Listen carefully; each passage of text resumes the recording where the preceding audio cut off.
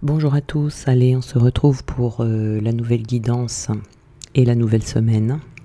J'espère que vous avez passé un bon week-end.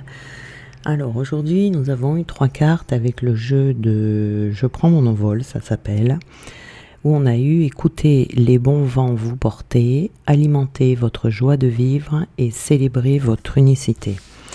Alors ici, dans le cheminement d'éveil, il est très important d'arriver à cet endroit, à cette étape, vous voyez, puisque le fait de célébrer son unicité, c'est vraiment d'être, tout simplement. D'être dans son originalité, d'être sans phare, sans masque. Voilà, donc on va pas commencer par la fin, je vais revenir au début. Ici, donc laissez les bons vents vous porter ici, on vous dit de prendre le temps de vérifier dans quelle direction le vent souffle avant de prendre votre envol. Vous voyez ici, c'est vraiment pour gagner du temps et avoir plus de facilité dans votre vie. Si les vents sont contraires, il ne faut pas se jeter dans le vent contraire parce que vous allez vous épuiser. Ça ne sert à rien d'y aller si c'est pas favorable, vous voyez, si le vent ne va pas dans la bonne direction.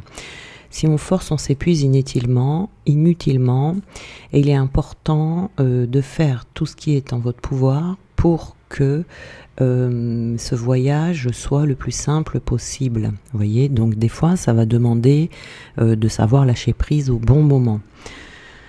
De toute façon, les vents reviennent toujours dans la bonne direction, vous voyez, mais parfois, il faut avoir la patience de les attendre et le discernement nécessaire pour s'en servir de la bonne façon et au bon moment. Il faut apprendre ça, en fait, dans sa propre vie, puisque ces vents-là seront différents selon chaque personne. Peut-être que vous allez avoir des vents favorables cette semaine et puis d'autres non, vous voyez. Donc il faut vraiment apprendre à suivre le mouvement en fait pour aller dans la bonne direction. Il y a par moments certains courants, si vous voulez, qui vous seront tellement favorables, qui vont vous donner l'impression de glisser comme ça sur la vague, vous voyez, sans que vous ayez d'efforts à faire. Et cela, ça veut dire que le vent, il est dans la bonne direction. Et là, il faut suivre le truc, vous voyez. Donc, il faut apprendre à choisir les bons moments pour faire vos trajets dans votre vie. Et là, vous pourrez vous abandonner à la vie et la vie vous portera. Vous voyez, c'est très important. Parce que souvent, quand on force les choses, on s'épuise et on n'y arrive plus. Et puis, ça mine le moral. C'est parce qu'on n'est pas dans la bonne période. Soit on n'est pas dans le bon domaine, mais on n'est peut-être pas dans la bonne période aussi. Ça ne veut pas dire qu'il faut tout laisser tomber. Mais il faut être à l'écoute en fait de ces périodes de vie, de ces petits cycles, vous voyez. Dans les grands cycles, il y a des petits cycles et il faut apprendre à les reconnaître. On a ici alimenté votre joie de vivre. Donc là, on va vous demander de vivre dans l'émerveillement malgré les peurs. C'est-à-dire qu'ici, c'est transmuter les peurs pour être totalement dans son incarnation, pour que le voyage de votre vie puisse commencer. C'est-à-dire que les épreuves que l'on a vécues ont pu, nous coupent parfois de cette joie de vivre. On la perd en fait à un moment donné, on la perd de façon momentanée ou on peut la perdre aussi sur une période plus longue. Mais ce qu'il faut retrouver ici, c'est cette sensation d'être en vie, vous voyez, cette sensation d'unicité pour vous-même et avec l'univers, celle que l'on ressent au moment de la naissance. Il faut porter attention à cette sensation d'être en vie, pour qu'elle puisse se manifester à nouveau dans toute sa puissance dans votre vie.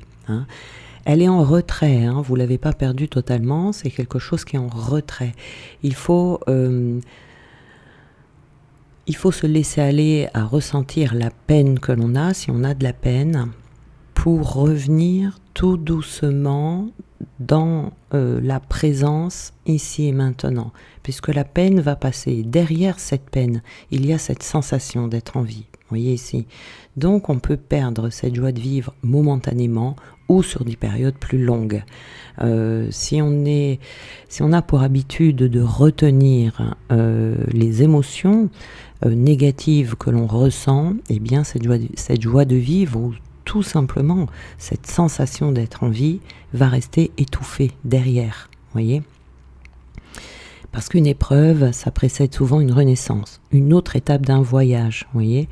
Donc ici, le fait de se sentir en vie, c'est la capacité à communier avec la vie sans résistance et dans l'ouverture au moment présent. Donc il faut lui donner la permission d'exister pleinement pour que votre vie soit transformée. Sauf que si vous vous donnez pas, vous ne vous offrez pas le fait de vous débarrasser de vos émotions négatives, eh bien, cette sensation d'être en vie va rester camouflée dessous et ça remontera pas à la surface. Voyez, donc c'est pour ça que ça peut durer plus ou moins longtemps.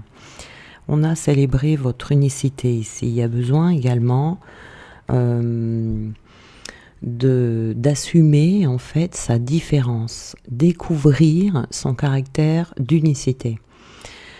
C'est-à-dire ne plus se fondre dans la masse, ne plus se fondre dans une famille pour plaire, ne pas dire ou ne pas faire comme quelqu'un pour faire partie du gang, hein, du gang de la famille ou du gang des amis, ou pour du gang des collègues au travail, vous voyez, voilà, pour se faire apprécier. Parce que dans ces cas-là, on met de côté ce qui nous distingue des autres dans l'espoir de ressembler davantage à d'autres personnes. On a mis des parties de nous comme ça un peu aux oubliettes, peut-être un talent, un don, tout ce qui fait votre plus-value en fait. Donc si on n'est pas nous-mêmes, on n'a pas cette joie de vivre ici et cette sensation d'être en vie. Ici, c'est vraiment prendre conscience de ça, c'est vraiment bon pour son épanouissement personnel, son épanouissement professionnel également, mais surtout pour que votre chemin de vie ait un véritable sens d'évolution. Hein. Donc c'est s'affirmer dans son authenticité et assumer sa ou ses différences. D'accord ? Donc il faut vraiment sortir du placard, là, la partie de vous qui a été oubliée, qui a été reniée, pour lui donner une seconde vie, pour lui donner une seconde chance, et la célébrer, voyez, de la bénir même. Et puis vous y gagnerez en authenticité, en joie, dans cette sensation d'être en vie, en fait. Hein, voilà, hein, c'est quand on n'est pas nous-mêmes, on ne peut pas avoir cette sensation d'être en vie. Alors, donc ici on a vraiment une infidélité envers soi-même. Hein. On en revient ici au fait de célébrer son unicité. On s'oublie, peut-être que l'on s'oublie si on est porteur d'une blessure d'abandon. On s'abandonne, on se rejette avec les blessures du rejet. Et puis, du coup, on n'est pas nous-mêmes. Et ça, c'est pas bon du tout de pas être soi-même. Hein. Voilà, on a le silence. Donc ici, c'est comme si votre vie était mise sur pause. Vous voyez ici. Donc cette sensation d'être en vie ne peut pas rejaillir de vous. C'est-à-dire que là, on a vraiment besoin d'évacuer tout ce qui est à évacuer pour pouvoir faire ressortir ce diamant brut qui est à l'intérieur de vous. Mais si vous avez plein d'émotions, de la colère qui est en vous, de la peine, votre diamant, il est caché sous tout ça, vous voyez. Si vous avez des conditionnements, sont très difficiles à voir par soi-même, les conditionnements. De toute façon, tant que vous n'avez pas récupéré ça, c'est un bon indicateur.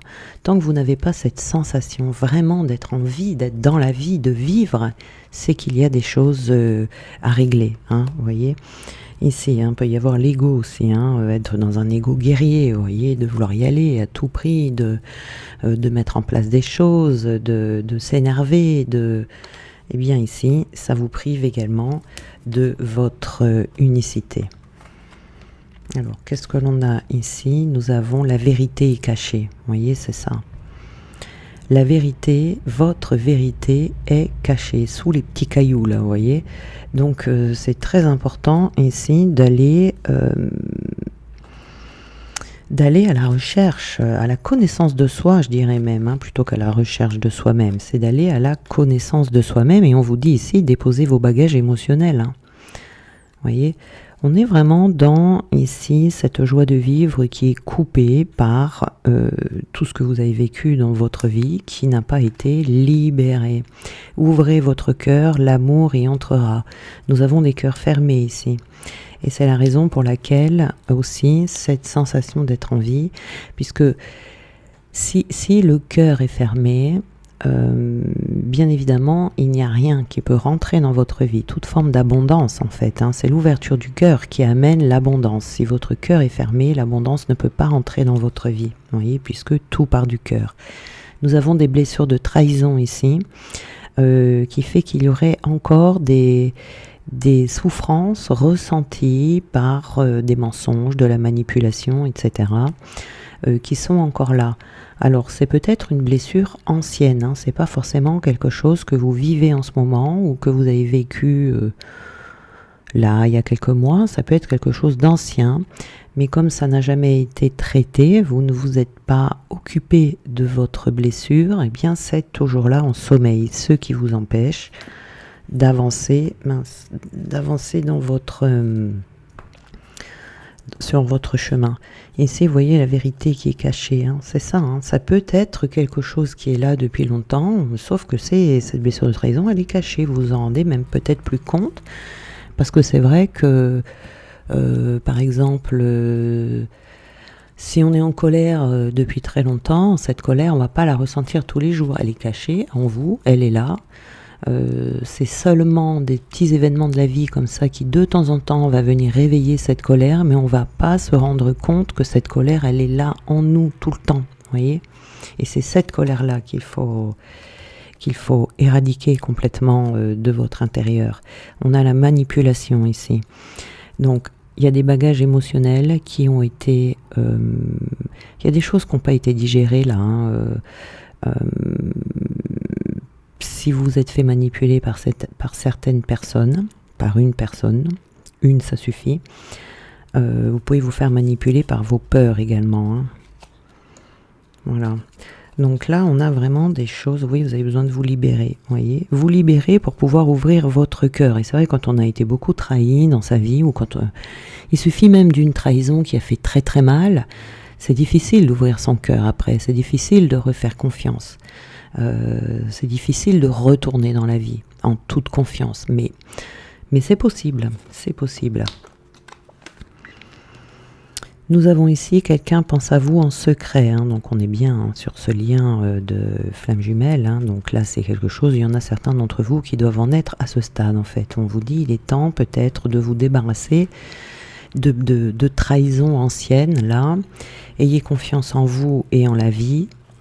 Il y a besoin de retrouver la confiance. Vous voyez, dans une blessure de trahison, on n'a pas confiance, hein, ni en la vie, ni en soi, ni en personne. Donc il y a besoin de se libérer ici. Vous voyez, une guérison du cœur a lieu. Il y a besoin de guérir son cœur, là, pour certains ou certaines.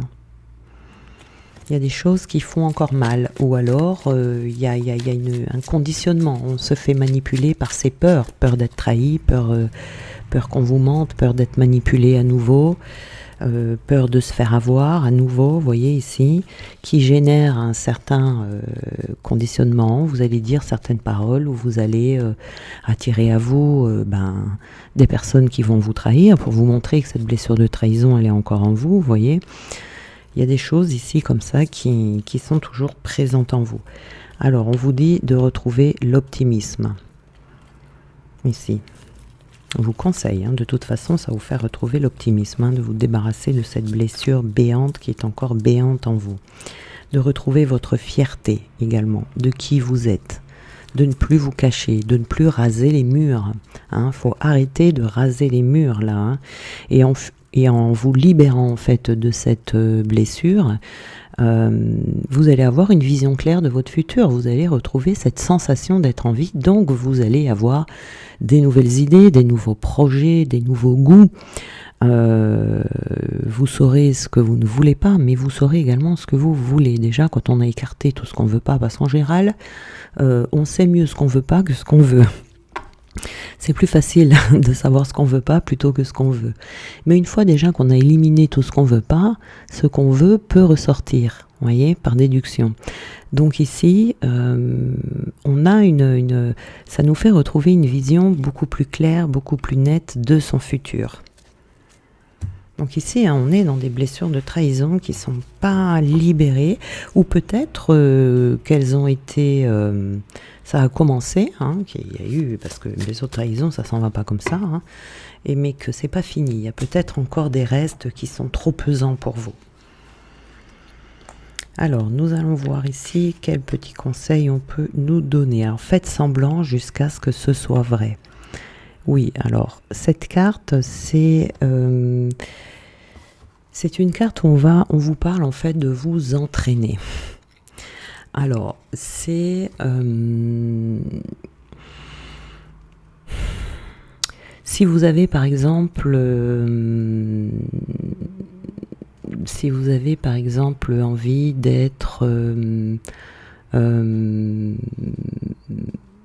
attendez, j'ai un bug là. Bon, ce que vous avez envie d'avoir ou ce que vous avez envie d'être, voyez, on vous dit de faire semblant jusqu'à ce que ce soit vrai, de faire semblant d'avoir ce que vous voulez avoir déjà, jusqu'à ce que ça se matérialise.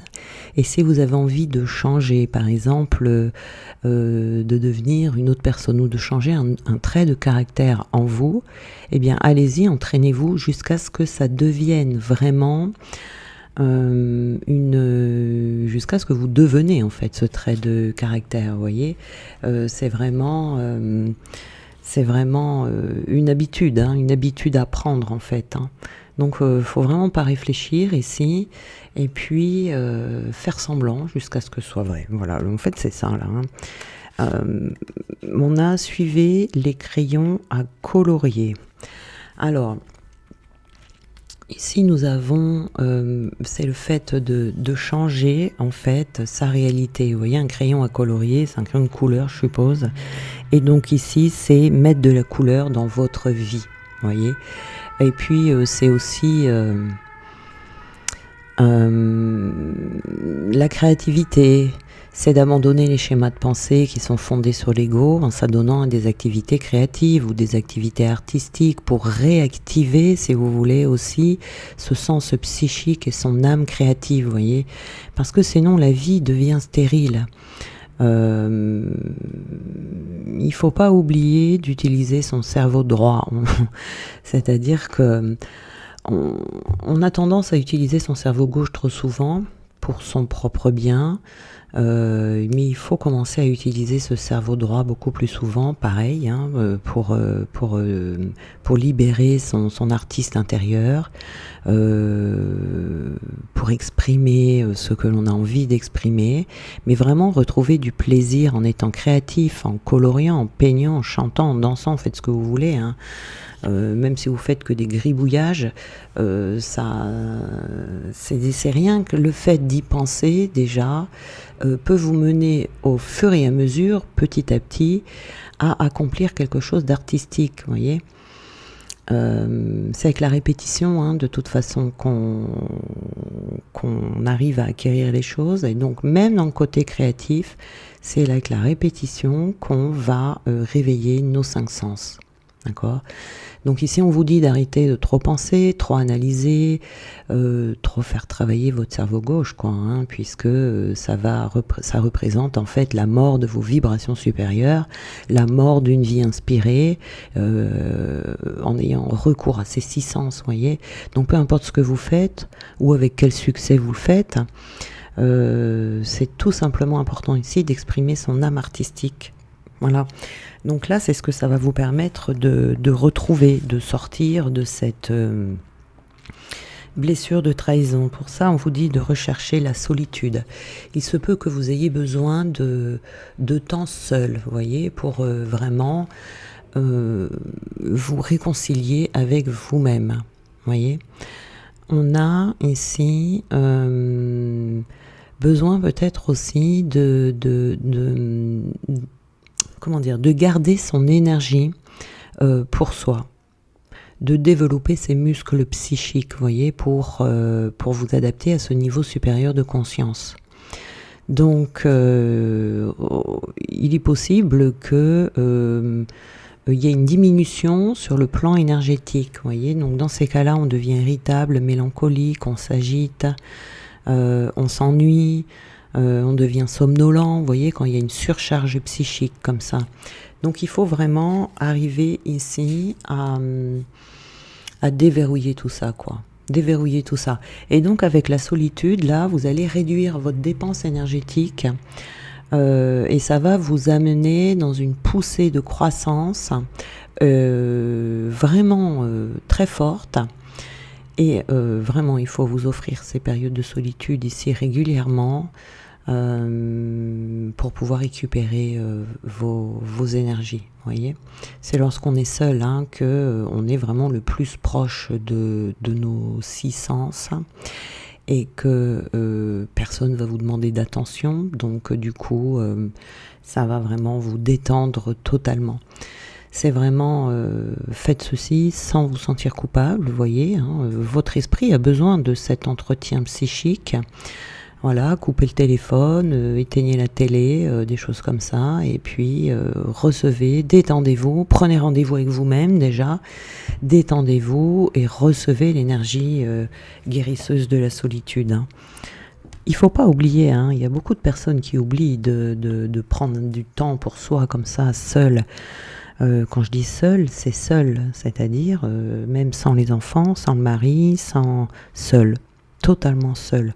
Et c'est là qu'on recharge les batteries réellement. Parce que si on est avec ses enfants, par exemple, on n'est pas seul, parce qu'un enfant, il va toujours venir vous parler. Il suffit qu'il vienne vous parler à un moment donné, au moment où, hop, vous avez une super idée, vous allez la perdre et c'est refaire, vous voyez. Donc c'est vraiment seul, quoi. Ça peut être dedans, ça peut être dehors, où vous voulez, quand vous voulez. Le téléphone, c'est pareil, il faut essayer de le couper quand vous prenez ça, parce que si le téléphone sonne à un moment où il y a une notification, vous voyez, qui sonne, ça va vous sortir de cet entretien avec vous-même et vous allez perdre le fil, vous voyez. Donc c'est très important d'avoir vraiment ces moments-là de soi à soi. On a besoin de purifier son aura, vous voyez. Donc déjà de vous libérer de cette blessure de trahison, ça va venir purifier grandement votre aura. Parce qu'une blessure, on voit, s'il y a cette blessure de trahison dans votre aura, ça, il n'y a même pas besoin de voir, ça se sent, si vous voulez. C'est instinctif. Donc c'est pour ça que lorsque nous avons affaire à des personnes qui nous trahissent dans le domaine sentimental ou autre, c'est parce que dans votre aura, instinctivement, elles ont détecté cette blessure. Et puis dans la blessure de trahison, on n'a pas que les autres aussi qui trahissent, on se trahit soi-même. On se trahit soi-même. Donc on ne va pas... on ne fait pas les bons choix, vous voyez, parce que on n'a pas cette unicité en soi, on ne se connaît pas assez. C'est très important de partir à la connaissance de soi.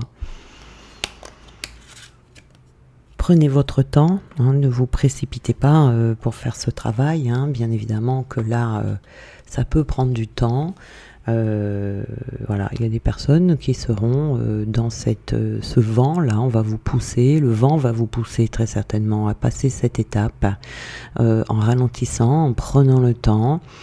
N'êtes pas pressé, voilà, mais prenez le temps de sentir vos vibrations, de vous y fier, de pas vous surcharger, voyez, de pas trop jongler avec trop de choses en même temps. Voyez, d'essayer de rattraper le retard, d'essayer non, de pas se presser en fait. Faut vraiment, c'est le meilleur moyen, sinon de se mettre dans le brouillard, dans la confusion. On n'entend plus sa petite voix intuitive non plus de son âme. Donc là, c'est vraiment un moment de calme, un moment de calme, parce que quand il est question de l'âme, eh bien il faut faire confiance au courant comme ça, c'est vraiment très important. Il faut vraiment demeurer ici dans la réceptivité, être patient ou patiente et de ne plus s'inquiéter. Voyez, et puis vous serez guidé, vous serez guidé même avant d'avoir le temps de vous en rendre compte. Voilà. Bien voilà pour aujourd'hui. Donc je vais remercier les personnes qui m'ont donné des suggestions de vidéos pour les flammes jumelles. Déjà merci de prendre soin de mon activité cérébrale. Ça m'empêche de me creuser la tête. Donc écoutez, je vais en prendre compte. Je pense que la prochaine que je vais faire, c'est une explication sur la polarité yin, la polarité yang, parce qu'elle a été demandée. Et en plus de ça, je vois qu'il y a beaucoup de personnes qui ne connaissent pas leur polarité, parce qu'on ne peut pas savoir quelle polarité on est si on se regarde aujourd'hui, parce que très certainement qu'on a déjà travaillé sur soi, et donc on est peut-être pas totalement équilibré, mais on commence à s'équilibrer, et là du coup on se dit je me retrouve dans les deux, donc il y a quelque chose qui cloche. Non, il n'y a rien qui cloche, c'est normal de se retrouver dans les deux, donc il faut aller voir à la base, à la source, quelle polarité vous étiez enfant. Voyez, comment ça s'est passé dans votre enfance. C'est là que vous allez trouver votre polarité dominante. Parce qu'il faut savoir qu'on ne change pas de polarité dans sa vie, jamais. Un yin restera yin, un yang restera yang. Et même s'il est équilibré, cet équilibre va s'installer de plus en plus machinalement, j'ai envie de dire, mais il faut quand même faire attention de ne pas retomber dans ces travers, c'est-à-dire dans les excès de yin ou les excès de yang, parce qu'on va toujours avoir cette petite tendance en fait à retomber dans nos travers de notre polarité dominante, parce que notre polarité dominante, c'est ce qu'on va faire en fait instinctivement. C'est naturel en fait. Donc de l'équilibre quand il arrive, ok, on est équilibré, c'est comme l'alignement, c'est jamais acquis. Il faut toujours faire attention de rester dans cet équilibre. Donc pour reconnaître sa polarité, il faut connaître ses mécanismes de défense, il faut connaître sa blessure principale, il faut voir un petit peu comment s'est passée votre naissance, il faut voir comment ça s'est passé dans votre enfance, etc., etc. C'est comme ça qu'on va reconnaître sa polarité. C'est pas en se regardant aujourd'hui. Sinon vous trouverez jamais ou vous risquez de vous tromper. Et c'est hyper important de connaître sa polarité, parce que votre travail va se faire en fonction d'elle. Si vous vous trompez de polarité, vous n'allez pas faire le bon travail, donc vous n'allez pas avancer. Voyez, si vous travaillez les modes de protection du yang, si vous êtes yin, c'est comme si vous faisiez rien. Vous voyez, ça ne sert à rien. Ça va même vous sembler facile, alors que non. C'est difficile de travailler sur sa polarité, ça demande des efforts. Donc voilà, c'est très important. Donc je pense que la prochaine vidéo que je vais faire, elle va traiter de ça. Mais voilà, je vais avoir besoin de la préparer un minimum quand même, sinon je vais oublier certaines choses et j'ai pas envie d'oublier. Donc voilà, peut-être le week-end prochain ou le week-end d'après, selon mon planning qui est assez surchargé en ce moment, mais je vais trouver le temps de le faire parce que je trouve que c'est vraiment important de connaître sa polarité. Voilà, je vous embrasse tous bien fort, et puis on se retrouve demain.